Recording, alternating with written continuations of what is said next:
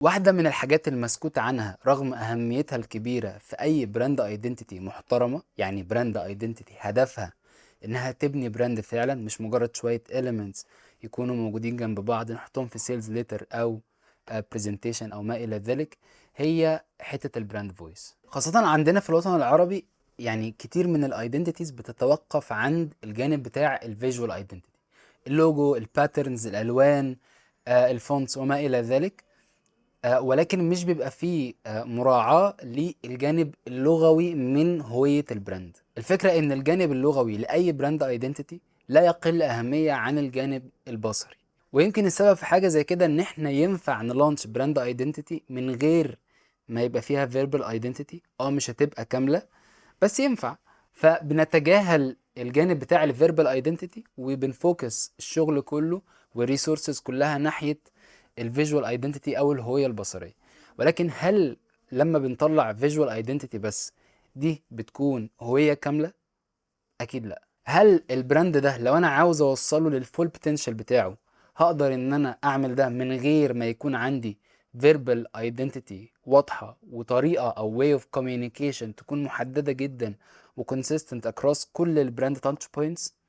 برضو لا. طيب مادام بنقول ان البراند فويس بهذا القدر من الاهمية، وان اي براند ايدنتيتي مش هتبقى كاملة الا لما يبقى فيه جزء خاص بالفيربال ايدنتيتي فيها، اظن هنحتاج نعرف يعني ايه براند فويس. وعلشان نعمل كده هنكون بنبدأ ب ايه هو اللي مش براند فويس، يعني ايه هي الحاجات اللي ممكن الناس تبقى شايفاها براند فويس بس هي الكلام ده مش اكيوريت، الكلام ده مش صح. ويمكن اول حاجة ينفع نتكلم عليها في البند ده هي الصفات الساذجة. يعني ايه صفات ساذجة؟ لما نيجي نفكر هنلاقي مثلا ان في ناس عندنا هنا في الوطن العربي او حتى بره لما بتيجي تتكلم على حته البراند فويس او التون اوف فويس تقول لك والله احنا البراند فويس بتاعنا فريندلي.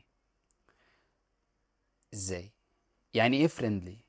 يعني في ناس ينفع تيجي تقول، وده التست هنبقى بناخده ان شاء الله واحنا ماشيين، بس في ناس ينفع تيجي تقول على البراند بتاعها ان هو اوفنسيف؟ لا. مفيش حد ينفع يجي يقول عكس اللي انت بتقوله على البراند بتاعك. بالتالي ما ينفعش تقول اللي انت بتقوله ده على البراند بتاعك لان هو شيء ساذج.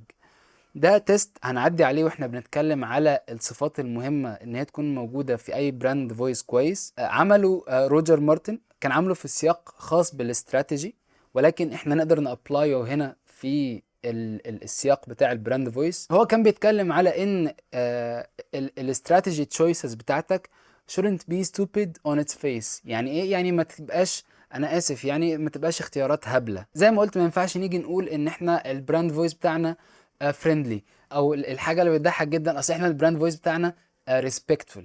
يعني ايه هو في براند في الدنيا جزء من البراند فويس بتاعه ان هو مش بيريسبكت او مش بيحترم الناس اللي هو بيتواصل معاها؟ يعني دي جديده، الكلام ده مش براندد، الكلام ده بلاند يعني حاجه مسخه، حاجه ملهاش طعم. فده مش براند فويس، ده ما ينفعش نقول عليه براند فويس. الحاجه التانية اللي ناس كتير بتتلخبط فيها ان البراند فويس مش الفويس بتاع الكوبي رايتر او مش الستايل بتاع الكوبي رايتر اللي شغال على البراند. بمعنى ان ينفع حد يجي كبراند فويس كونسلتنت او حتى كوبي رايتر فاهم يعني ايه براند فويس يعمل البراند فويس جايد لاينز، تمام، بس اللي هو عمله ده مش بيعكس صوته الشخصي، مش بيعكس اسلوبه الشخصي.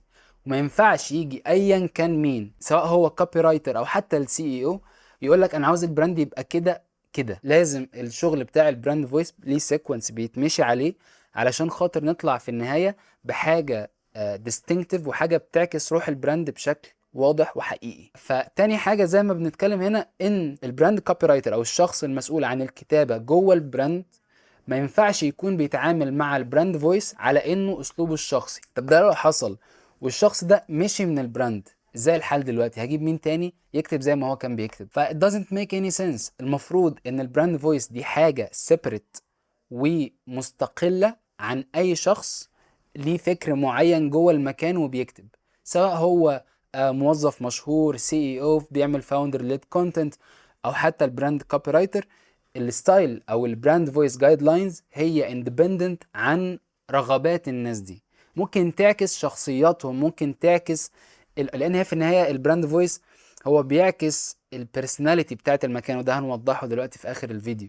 بس بيعكس ده بالبروسيس اللي احنا بنمشيها، مش ان حد يجي يقول والله لا انا عاوز البراند يتكلم كده كده من غير ما يكون عنده راشونال واضح، ومن غير ما يكون مش السيكونس اللي احنا بنتكلم عليه. بعد ما قلنا ايه هو اللي مش صوت البراند او مش البراند فويس، تعال نعرف ايه هو البراند فويس. صوت البراند هو شخصية البراند معكوسة في كلامه.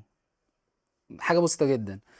صوت البراند او البراند فويس هو شخصية البراند معكوسة في كلامه. ويمكن البساطة اللي ممكن الناس تقول عليها ان هي زايدة عن اللزوم دي تكون بتضايق بعض الناس، خاصة ان البراند فويس كونسلتنتس، لان هم ممكن يكون بشكل ارادي او بشكل لا ارادي بيكون في حشر ل added complexity احنا في غنى عنها. هي البروسيس بتاعتك انت كبراند فويس كونسلتنت هتمشيها وهتاخد الفيز بتاعتها، بس في ناس دايما بتبقى شايفة ان انت كل ما بترفع الليفل اوف كومبلكسيتي بتاعت الشغل اللي انت بتعمله كل ما هتاخد فلوس اكتر، وده مش دايما، او حتى انا دي مش الكيس اللي انا بشوفها في السوق. السوق بيبقى مستني حد يكون فاهم كويس جدا هو بيعرف يعمل ايه، وبيعرف يعمله بشكل بسيط وبراكتيكال، ينفع الناس تاخد الكلام اللي هو هيعمله ده وتطبقه في شغلها وتطبقه في البراند بتاعها. فالتبسيط هنا قد يكون سبيل الى ان احنا نطلع براند فويس جايد لاينز افضل، مش العكس. ينبني على فكرة ان صوت البراند هو شخصية البراند معكوسة في كلامه، ان الاكتيفيتي بتاع الديفينيشن بتاع البراند فويس جايد لاينز هو اكتيفيتي خاص قوي، هدفه السبيسيفيسيتي، هدفه ان احنا نبقى دقيقين جدا جدا في اختيار العناصر اللي هنضمنها في البراند فويس جايد لاينز اللي هنبقى شغالين عليها. دي حاجة هنبقى بنقفل بيها الفيديو ده، ان البراند فويس جايد لاينز is a specificity exercise. ده exercise هدفه ان انا اكون as specific as possible في ان انا define الكاركتر بتاعت البراند، ان انا اعكسها في صفات تكون بتترجم البرسوناليتي دي لحاجات ينفع اكون بكتب بيها، وان انا اطلع منها حتى الرولز والحاجات اللي هنكون بنشتغلها مع بعضينا خلال الفيديوهات الجاية.